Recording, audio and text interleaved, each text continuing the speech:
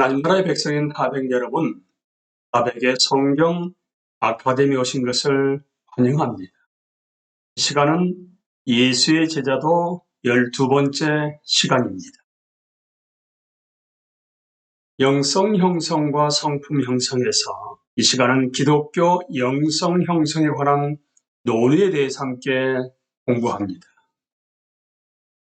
달라스 윌러드는 기독교 영성 형성에 관한 논의에서 영성 형성이란 무엇인가, 그리고 영성 형성이란 효과적인 과정에 개입되는 주된 요소는 무엇인가, 기독교 영성 형성이 성경의 언어로는 어떻게 표현되고 있는 것인가, 그리고 기독교 영성 형성의 구원과는 어떠한 관계인가, 그리고 많은 여타의 영성들과 기독교 영성 형성은 어떤 관계인가, 그리고 기독교 영성 형성에 있어서 영적 훈련의 역할은 무엇인가, 성령의 은사와 열매와 기독교 영성 형성 간의 관계는 어떠한가, 또 기독교 영성 형성과 심리학과의 관계는 과연 무엇인가, 또 기독교 영성 형성이 정말로 중요한가,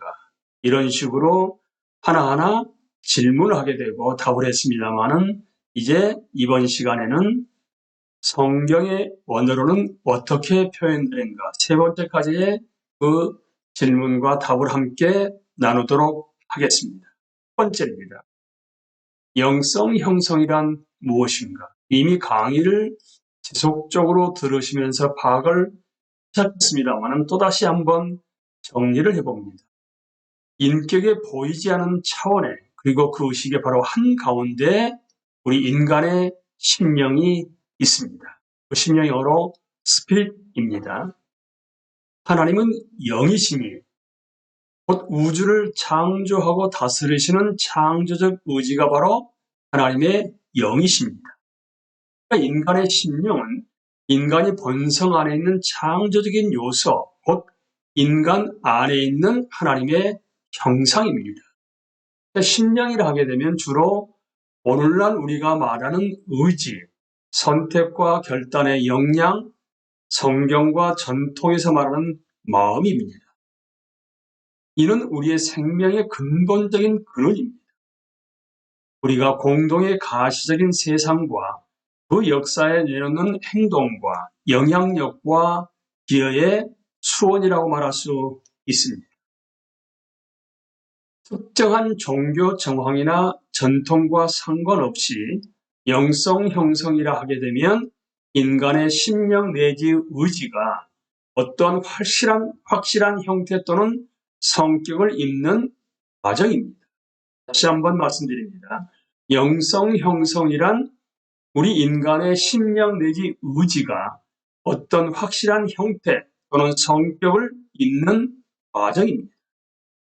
이것이 모든 인간에게 벌어지는 과정임을 우리는 분명히 알아야만 합니다. 가장 훌륭한 사람 못지않게 가장 비열한 사람에게도 영성 형성은 이루어져 왔습니다. 그들의 심령 내지 마음은 형성되어 온 것입니다. 우리는 다 특정한 성격으로도 특정한 종류의 사람이 됩니다. 그리고 그것은 이렇게 인간 전반의 의미에서 본 영성 형성입니다. 심령과 내면 세계가 정말로 강하고 선한 쪽으로 형성되는 길을 찾을 줄 알거나 그런 길이 주어진 사람은 운이 좋거나 복된 사람입니다. 반면에 기독교 영성 형성은 인간의 내면 세계가 형성되되 그리스도 자신의 내적 성품을 입는 구속의 과정입니다. 그것이 성공적으로 이루어지는 정도만큼 개인의 외적인 삶은 예수님의 성품과 가르침에 자연스러운 표현 내지 표출이 됩니다. 그러나 그리스도를 닮은 모습이 외적으로 표현되는 것은 과정의 초점이 아닙니다. 그것이 주안점이 되게 되면 과정은 무산되어 버리게 되고 잔인한 율법주의와 분파주의에 빠지게 됩니다. 갈라디아서 4장 19절 말씀을 통해서 사도 바울은 우리에게 이렇게 말하고 있습니다. 나의 자녀 여러분, 나는 여러분 속에 그리스도의 형상이 이루어지기까지 다시 해산의 고통을 겪습니다. 여러분 속에, 우리 속에 그리스도의 형상이 이루어지기까지. 이것이 기독교 영성 형성의 영원한 표현입니다. 고린도서 3장 6절에서요. 하나님께서 우리에게 새 언약의 일꾼이 되는 자격을 주셨습니다. 이 새 언약은 문자로 된 것이 아니라 영으로 된 것입니다. 문자, 곧 의문은 사람을 죽이고 영은 사람을 살립니다. 영으로 되는 것입니다. 마태복음 5장 20절에서 예수님은 내가 너에게 말한다. 너희의 의가 율법학자들과 바리새파 사람들의 의보다 낫지 않으면 너희는 하늘나라에 들어가지 못할 것이다. 기독교 영성 형성의 방편에는 인간의 노력 훨씬 이상의 것이 들어갑니다. 영성 형성은 수동적인 과정이 아니므로 지식을 바탕으로 한 인간의 노력도 필요합니다. 그러나 내적 존재가 그리스도를 닮아가는 일은 단지 인간이 이루는 일이 아닙니다. 결국 은혜의 선물입니다. 그 자원들은 인간에게서 난 것이 아니고요. 그리스도를 신뢰하는 사람들의 삶 속에 거하시는 성령의 상호작용하시는 임재에서, 그리고 지상에 있는 그리스도 백성들의 몸인 교회에 쌓인 영적 보화에서 나옵니다. 그러므로 우리가 생각하는 것은 개인의 심령 내지 내적 존재의 형성만이 아니라 그 형성의 주체가 하나님의 성령이고 과거나 현재나 그 백성 속에 계속 성육신하시는 그리스도의 영적인 부여라는 것입니다. 그 중에서도 가장 두드러진 보화는 이번에 기록된 말씀인 성경 말씀과 또한 구두 말씀입니다. 이제 기독교 영성 형성인 효과적인 과정에 개입되는 주된 요소는 과연 무엇인가에 대해서 함께 공부합니다. 무엇보다 허물과 죄로 죽었던 우리들을 깨우는 성령의 역사와 복음의 말씀이 주된 요소이지요. 그것은 우리를 하나님의 사랑에 눈뜨게 하고 예수 그리스도를 믿는 믿음으로 말미암아 가능해진 하나님 나라의 삶에 눈을 뜨게 합니다. 그런 삶이 여러분 하나님 나라의 삶이에요. 그래서 우리는 그리스도를 구주로 받아들일 수 있고 그리하여 부어주시는 신령한 삶에 우리의 영혼이 열립니다. 이제 우리는 하나님의 성품에 참여하는 사람이 되고 그런 의미에서 하나님의 자녀가 되는 것입니다. 그러니까 하나님의 성품에 참여한 사람은 곧 하나님의 자녀입니다. 성령과 말씀의 주도권, 그리고 다양한 방식으로 성령과 말씀을 섬기는 사람들의 주도권은 영성 형성의 과정에 절대 중단되지 않습니다. 성령과 말씀의 주도권입니다. 예레미야 29장 13절 말씀입니다. 너희가 나를 찾으면 나를 만날 것이다. 너희가 온전한 마음으로 나를 찾기만 하면. 히브리서 기자도 11장 6절에서 하나님은 자기를 찾는 사람들에게 상을 주시는 분이시라는 것을 믿어야 합니다. 우리는 온전한 마음으로 하나님을 찾아야만 합니다. 이렇게 찾는 마음은 하나님 앞에서 내적으로 순결해지고 싶은 갈망, 그분을 위해 온전해지고 싶은 갈망, 마음과 목숨과 뜻과 힘을 다해 그분을 사랑하고 싶은 갈망에서 비롯됩니다. 그 갈망과 불가분의 관계로 그리스도 자신이 선하신 것처럼 우리도 선해지고 싶은 갈망이 있는데, 이는 곧 친척들과 친구들과 이웃들을 그분이 사랑하시는 것처럼 사랑하고 하나님 나라의 능력으로 그들을 섬기고자 하는 갈망입니다. 우리는 우리 안에서 그리고 가시적인 세계 속에서 행동하시는 하나님을 보고 우리의 행동을 하나님의 행동에 맞추는 것입니다. 바로 이것이 예수님의 말씀대로 늘 먼저 하나님의 나라와 그의 의를 구하는 것입니다. 이 종교적인 활동으로 통한 대다수의 활동들이 영성 형성의 과정의 일부가 될 수 있고 마땅히 되어야 합니다. 공예배와 개인예배, 성경 공부, 자연, 인간 역사에 나타난 하나님의 행동, 기도, 경건한 일을 위한 헌금, 경건한 일을 위한 헌금, 남을 섬기는 일은 모두 영성 형성의 대단히 효과적인 요소들이 될 수 있습니다. 그러한 일들을 우리가 하되 사려깊고 단호하게 하나님의 나라와 그의 의를 목적으로 해야 합니다. 않으면 영성 형성을 북돋는 효과를 거의 혹은 전혀 내지 못하게 됩니다. 그만큼 널리 시행되지 않는 다른 행동들도 있는데요. 음식, 고독, 침묵, 경청기도, 성경 암송, 검소한 삶, 고백, 일기 쓰기, 적절한 경우에 다른 사람들의 뜻에 복종하는 일, 적절한 신앙 지도 등인데 사실은 잘 알려진 종교 활동보다 이것들이 그리스도를 닮아가는 영성 형성에 더 기초가 됩니다. 이 모든 활동을 우리는 항상 우리 구주와 스승이 되시는 예수님 자신과의 친밀하고 인격적인 동행이라는 정황 안에서 보여야 합니다. 영성 형성은 역동적인 관계이고 개인마다 크게 다르기 때문에 어떤 공식을 쓸 수는 없습니다. 그러나 하나님이 복 주시는 영성 형성의 시행이라면 어느 경우이든 방금 말한 것들이 대부분 포함된다는 것만은 확실합니다. 이제 그렇다면 기독교 영성 형성은 성경의 언어로는 어떻게 표현되고 있는가입니다. 성경의 여러 모양으로 어떨 때는 경고로, 어떨 때는 기도로, 어떨 때는 가르침으로, 어떨 때는 모본으로 표현되어 있는 성경적인 의미입니다. 다음은 4장 21절, 23절까지 말씀입니다. 이 말에서 한치도 눈을 떼지 말고 너희 마음속에 깊이 잘 간직하여라.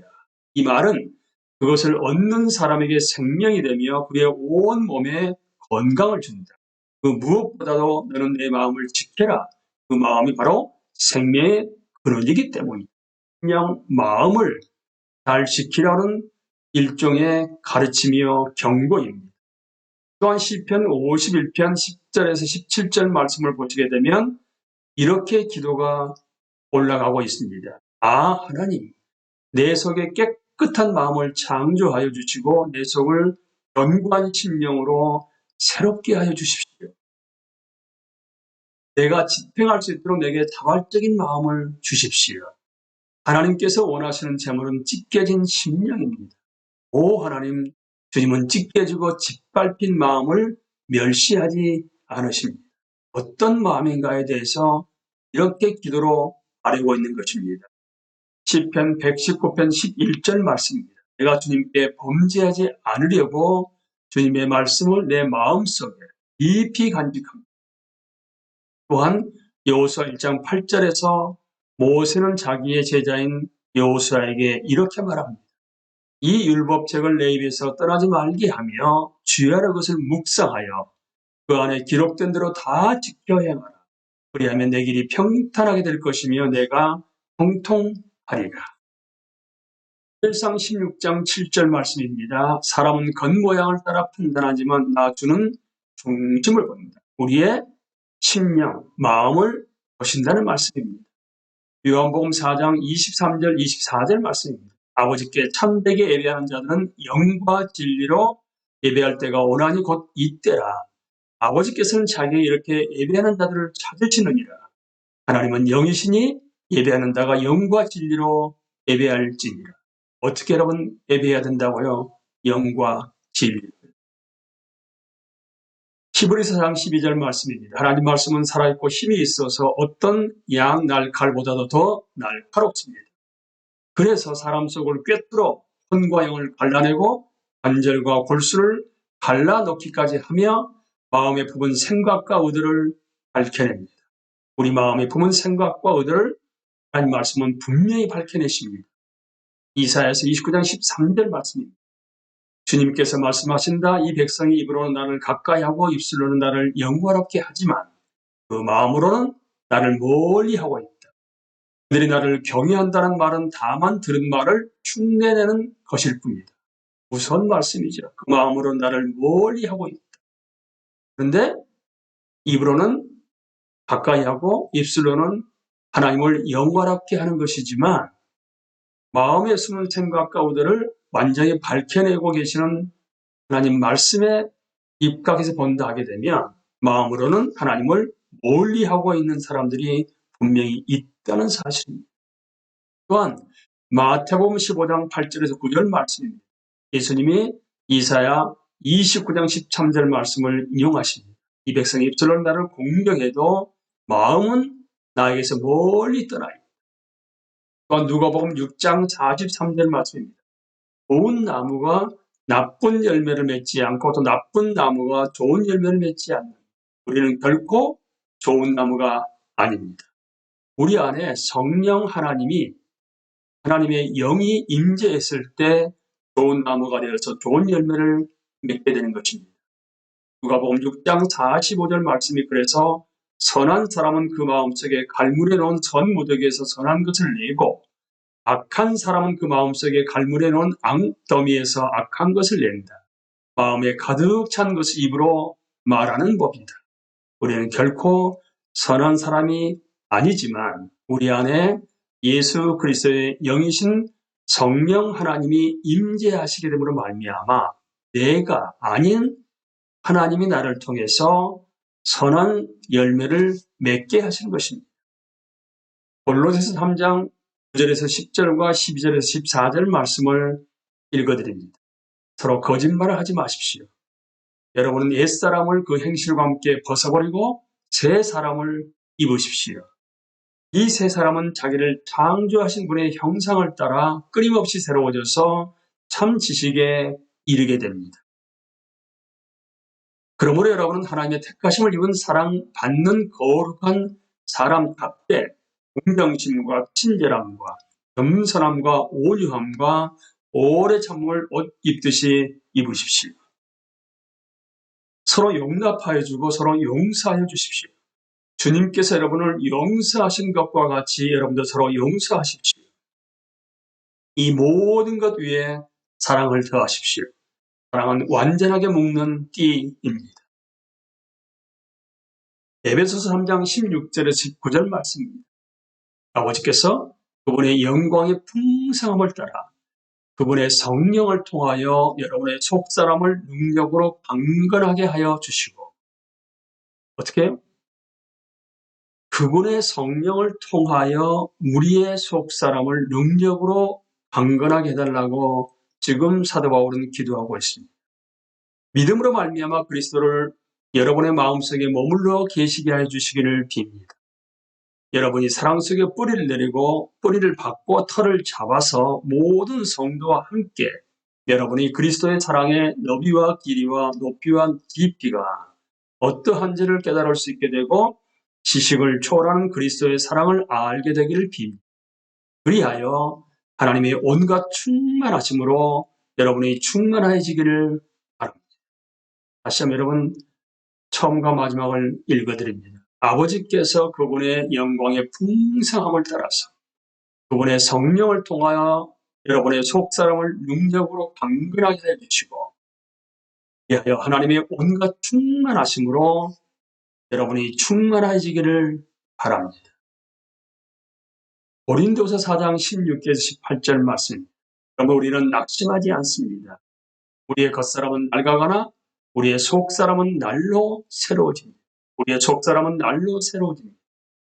지금 우리가 겪는 일시적인 가벼운 고난은 비교할 수 없을 정도로 영원하고 크나큰 영광을 우리에게 이루어줍니다. 우리는 보이는 것을 바라보는 것이 아니라 보이지 않는 것을 바라봅니다. 보이는 것은 잠깐이지만 보이지 않는 것은 영원하기 때문입니다. 그러니까 기독교 영성 형성이 성경 말씀으로 어떻게 지금 표현되고 있는가를 우리가 함께 읽고 있습니다. 이렇듯 영성 형성이 그리스도의 사람들의 역사에서 자신들의 역사에서 새로운 것이 아님이 분명합니다. 그런데 21세기를 살아가는 우리는 지난 두세기 동안에 그리스도인의 삶을 어둡게 한 사건은 정통과 모더니즘 사이의 싸움이었습니다. 이 싸움의 주요 정점은 사실 예수 그리스도의 제자도가 아니었습니다. 그러니까 내가 너에게 분부한 모든 것에 일상적으로 편만하게 순종하는 삶으로 나타나는 영혼의 변화가 아니었다는 안타까운 사실입니다. 대신 논쟁의 양 진영 모두 기독교의 본질적인 교리로 명백히 주장하거나 혹은 거부해야 할 것이 무엇인가에 완전히 매달리다시피 했습니다. 무서운 얘기죠. 핵심이 빠져버렸습니다. 구주이신 그리스도를 보는 입장들을 놓고 싸우는 사이에 스승이신 그리스도는 어디서나 실종되고 말았습니다. 본질적 이슈인 제자들은 교회에서 사라졌고 그와 함께 내면의 자아가 변화되어 그리스도를 닮아갈 수 있는 현실적인 계획과 프로그램도 사라졌습니다. 이제 우리는 마음과 삶이 실제로 변화되지 않고도 영원히 그리스도인이 될 수 있다고 착각하고 있는 것이지요. 긍정적인 내용이든 부정적인 내용이든 이제 바른 고백만 있으면 되게끔 되어버렸습니다. 그래서 믿음을 고백하는 그리스도인들이 세대와 세대를 타고 양산되었습니다. 전반적으로 그들은 믿지 않은 이웃들과 성품상으로는 하등 다를 바가 없고 그저 의식만 다를 뿐입니다. 달라스 윌라드는 그 다음에 이렇게 말하고 있습니다. 요즘 이렇게 영성 형성에 대한 관심이 되살아나고 있는데 새로운 면이 있다면, 그러니까 우리 대한민국의 기독교 교단이나 교파 교회 안에서 영성 형성에 대한 관심이 되살아나고 있는지는 저는 잘 모르겠습니다. 하지만 2008년에 이 책이 나왔거든요. 그러니까 2000년대 초반에 지금 달라스 윌라드는 영성 형성에 관심이 되살아나는 것을 보고서 자기가 네노발의 연구소를 열어서 거기서 강의를 시작하게 됩니다. 리차드 포스터와 함께 그런 점에 착안해서 이렇게 얘기를 하고 있는 것 같습니다. 인간 내면 생활의 진정하고 평안하고 철저한 변화를 도외시하는 것이 바람직한 일도 아니고 필요한 일도 아니며 어쩌면 이대로 허용해서는 안 된다는 일이라는 인식이 확산되고 있다는 것을 아마 자신들에게 배우려 오는 사람들을 통해서 인식이 전환이 되고 있다는 것을 아마 알았던 것 같습니다. 우리는 인간의 영혼은 은화와 온전함과 거룩함에 갈급해 있고 그것이 없어 병들어 죽어가고 있으며 어디로든 반드시 그것을 타다나서는 것. 다가 자기가 죽는 한이 있더라도 어디로든 반드시 그걸 타다나서는 것을 보고 있다는 것입니다. 지금 우리는 교회가 그리스도로 말미암는 철저한 내적 변화의 길을 확실히 제시하고 열어주지 않는다면 그것은 교회 자신과 세상을 배신한 것임을 보고 있다는 놀라운 경고의 말을 하고 있는데 지금 하백 여러분은 이 달라스 윌라드 말에 대해서 어떻게 생각하십니까? 이 시간은 기독교 영성 형성에 관한 논의에서 영성 형성이란 무엇이고 영성이 어떤 의미인가, 효과적인 과정에 개입되는 주된 요소가 과연 무엇인가, 무엇이 주도권인가, 성경의 언어로는 다양하게 본문 말씀을 통해서 어떻게 표현됐는가에 대해서 함께 나누었습니다. 다음 시간에는 남은 구원과의 관계, 영성들과의 관계, 영적 훈련의 역할, 성령의 은사와 열매의 관계, 심리학과의 관계, 정말로 기독교 영성이 중요한가에 대해서 함께 공부하겠습니다. 여러분, 구원의 서정이라는 부분은 우리가 의인으로 칭함받는데 끝나는 것이 아니라 끊임없이 하나님 나라의 백성으로서 삶을 살아가면서 분명히 회심 이후의 성화와 견인의 과정이 지속되어야만 하는 것입니다. 그것은 하나님의 은혜요 성령의 역사하심으로만 가능합니다. 그것은 우리 마음이 성령 하나님으로 말미암아 날마다 세월호에서 선한 사람으로서 또한 선한 나무로서의 성령의 열매를 맺어가는 그러한 과정이 기독교 영성 형성임을 확실히 알게 됐습니다. 우리가 하는 것이 아니라 누구와 함께 멍에를 맬 때 가능하다고요? 예수 그리스도와 함께 멍에를 맬 때 가능한 것이 여러분 기독교 영성 형성입니다. 영원한 삶을 하나님과의 관계 안에 살아간다 하게 되면 영성 형성이 얼마나 중요한지를 이제 여러분들이 깨달아 알았을 것으로 생각됩니다. 하지만 다시금 우리 안에 예수 그리스도의 형상이 회복돼 가는 것이 바로 예수 그리스도의 제자로서의 삶이라는 것을 다시 한번 깨닫고 순간순간 성령과 말씀에 순종하게 됨으로 말미암아 하나님을 영원하게 할 수 있는 여러분과 제가 될 수 있게 되기를 예수님의 이름으로 기도합니다.